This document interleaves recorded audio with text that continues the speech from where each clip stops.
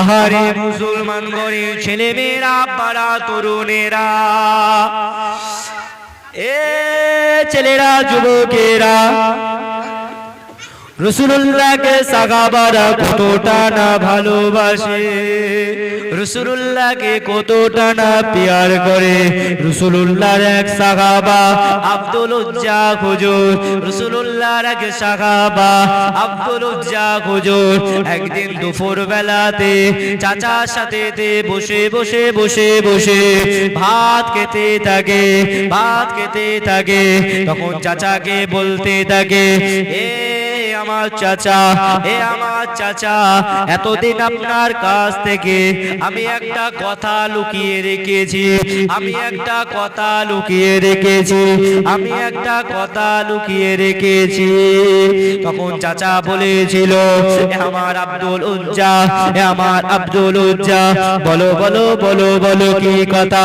তখন আব্দুল উজ্জা হুজুর বলেছিল, এ আমার চাচা গো, এ আমার চাচা, শোনেন শোনেন, আমি তো আখিরি জামানার নবী, আখিরি জামানার নবী জানাবে মুহাম্মদুর রাসূলুল্লাহ সাল্লাল্লাহু আলাইহি ওয়াসাল্লামে হাতে খাতে কালেমা লা ইলাহা ইল্লাল্লাহ মুহাম্মদুর রাসূলুল্লাহ সাল্লাল্লাহু আলাইহি ওয়াসাল্লাম কালেমা পড়ে হাতে হাত দিয়ে মুসলমান হয়ে গেছে।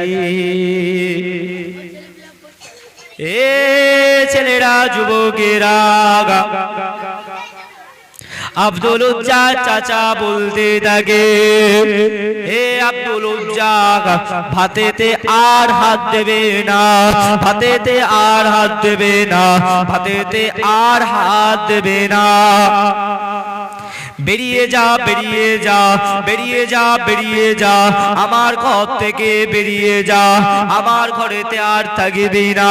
তুই কেন রাসূলুল্লাহর হাতে হাত দিয়ে, তুই কেন রাসূলুল্লাহর হাতে হাত দিয়ে আখিরি কালেমা পড়ে মুসলমান হয়েছিস? এ ছেলেরা, যুবকেরা, আব্দুল উজ্জা হুজুর মনে দুঃখে, মনে ব্যথায়, বেদনা হয়ে আস্তে আস্তে আস্তে আস্তে আস্তে আস্তে ঘর থেকে বেরিয়ে যেতে থাকে, আস্তে আস্তে ঘর থেকে বেরিয়ে যায়। পিছন দিক থেকে রাসূলুল্লাহ, আব্দুল উজ্জা চাচা পিছন দিক থেকে আব্দুল উজ্জা চাচা আব্দুল উজ্জাকে ডাকলো, এ আব্দুল উজ্জা দাঁড়িয়ে যা, দাঁড়িয়ে যা, এ আব্দুল উজ্জা দাঁড়িয়ে যা, দাঁড়িয়ে যা, এ আব্দুল উজ্জা দাঁড়িয়ে যা। তুই যে পরনে যে লুঙ্গিটা পরে আছিস, তুই পরনে যে জামাটা পরে আছিস, ওটা কার টাকায় কেনা? তখন আব্দুল উজ্জা হুজুর বলেছিল, এ আমার চাচা গো, এটা আপনার টাকায় কেনা। তখন আব্দুল উজ্জা চাচা বলেছিল, এ আব্দুল উজ্জা চাচা বলেছিল, আব্দুল উজ্জা লুঙ্গিল জামা সব খুলে দে, আমার টাকার কোনো জিনিস তুই পড়বি না, সব খুলে দে, সব খুলে দে। আব্দুল উজ্জা হুজুর পরনের লুঙ্গিলটা খুলে দিল, জামাটা খুলে দিল, লজ্জায় স্থান দেখা যায়, পুরো শরীরটা উলঙ্গ, পুরো শরীরটা উলঙ্গ। দৌড়ে দৌড়ে দৌড়ে দৌড়ে আম্মার কাছে চলে যায়, আম্মার কাছে চলে যায়। ও আমার আম্মা জান, আমাকে একটা কাপড় দাও, আমার অঙ্গগুলো ঢাকার জন্য, আমার অঙ্গগুলো ঢাকার জন্য, আমার অঙ্গগুলো ঢাকার জন্য।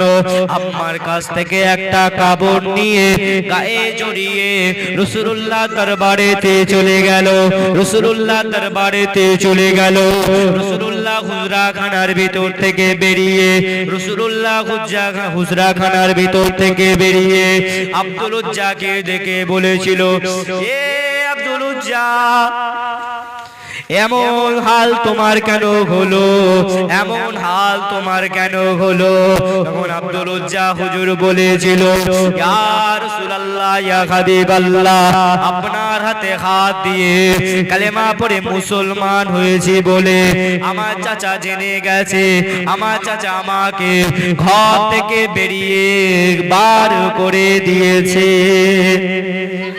রাসূলুল্লাহ আব্দুল উজ্জার জন্য দোয়া চাইতে থাকে। এ আল্লাহ পাক, আমার আব্দুল উজ্জাকে ধনী বানিয়ে দাও, আমার আব্দুল উজ্জাকে বড়লোক বানিয়ে দাও, আমার আব্দুল উজ্জাকে কোটি কোটি টাকার মালিক বানিয়ে দাও। তখন আব্দুল উজ্জা হুজুর বলেছিল, ইয়া রাসূলুল্লাহ, ইয়া হাবিবাল্লাহ, যদি আমার জন্য দোয়া চাইতে হয়, যদি আমার জন্য দোয়া চাইতে হয়, তাহলে এই দোয়াটা চান, আল্লাহ পাক যেন আমাকে শহীদে মৃত্যু দান করে। ইয়া ছেলেরা, যুবকেরা, রাসূলুল্লাহ দোয়া চাইতে দেরি হতে পারে, কিন্তু আল্লাহ দোয়া কবুল হতে, আল্লাহ দোয়া কবুল হতে দেরি হয় না। আজান কটা?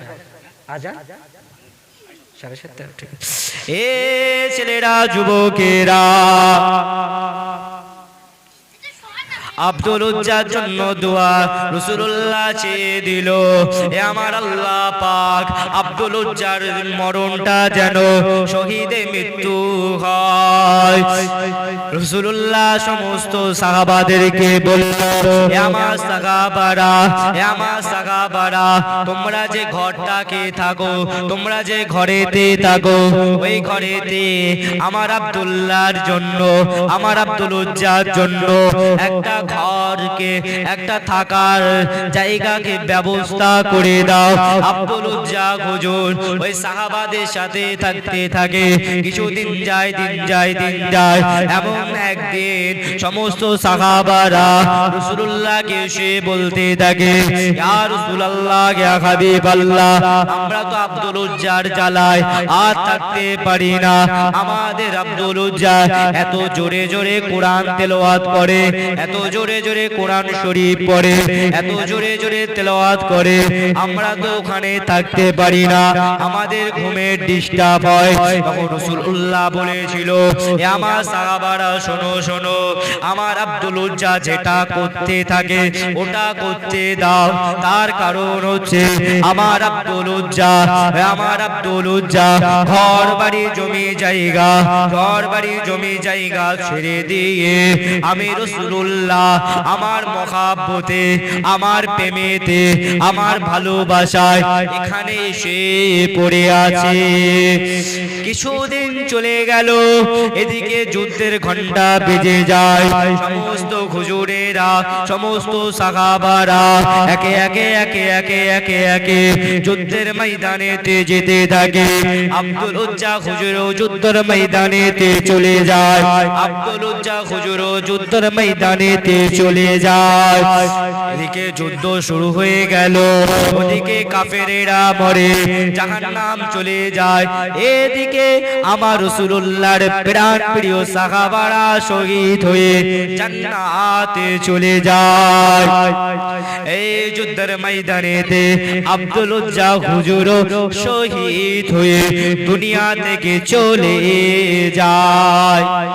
রাসূলুল্লাহ সমস্ত সাহাবাদেরকে বলতে থাকে, এ আমার সাহাবারা, এ আমার সাহাবারা, যাও যাও যাও যাও যাও যাও, চলে যাও, যুদ্ধের ময়দানেতে চলে যাও, যুদ্ধের ময়দানেতে থেকে আমার আব্দুল উজ্জার লাশটাকে নিয়ে আসো, এনে গোসল দাও।